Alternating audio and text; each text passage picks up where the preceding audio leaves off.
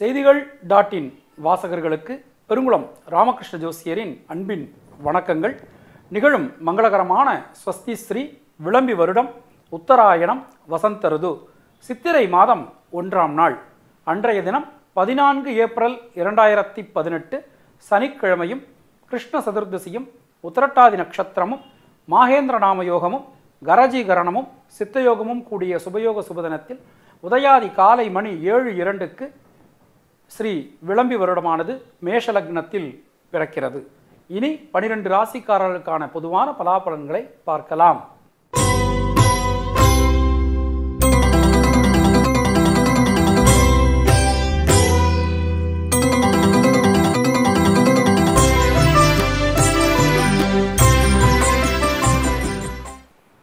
ரிஷபராசி அன்பர்களே, இந்த வருடம் பிறக்கும்போது உங்களுடைய ராசிக்கு அஷ்டமத்து சனி நடக்கிறது. உங்களுடைய ராசிநாதன் சுக்கிரன் உங்களுடைய ராசிக்கு விரயஸ்தானத்தில் சஞ்சாரம் செய்து கொண்டிருக்கிறார். புரட்டாசி மாதம் நிகழக்கூடிய குரு பெயர்ச்சிக்கு பிறகான ஒரு காலகட்டம் உங்களுடைய வாழ்வில் மிகப்பெரிய மாற்றத்தை கொடுக்கும். இந்த வருடத்தில் முதல் 6 மாதங்கள் கொஞ்சம் கடினமாகவும் பிற்பாதி இருக்கக்கூடிய 6 மாதங்கள் மிகப்பெரிய மாற்றத்தையும் தரக்கூடியதாக அமைந்திருக்கிறது. குடும்பஸ்தானத்தை சனி பகவான் பார்ப்பதால் குடும்பம் சார்ந்த விஷயங்கள், பணம் சார்ந்த விஷயங்கள், வாக்கு சம்பந்தமான விஷயங்கள் ஆகிய 3 விஷயங்களிலும் மிக மிக கவனம் அவசியம். குழந்தைகள் சார்ந்த விஷயங்களில் முடிவெடுக்கும் போது அதிக ஆலோசனை அவசியம். அதே மாதிரி தொழில் உத்தியோகம் சார்ந்த விஷயங்களில் இருக்கக்கூடிய ஒரு தடைகள், அந்த தடைகளில் நீங்கள் எந்த ஒரு விஷயத்தையும் மிக கவனமாக திட்டமிட்டு சரியான நேரத்தை கையாண்டு அதன் பிறகு முடிவெடுப்பது உங்களுக்கு நன்மையை கொடுக்கும். தொழில் உத்தியோகத்தில் மிகப்பெரிய பணிச்சுமை உங்களுக்கு ஏற்படும்.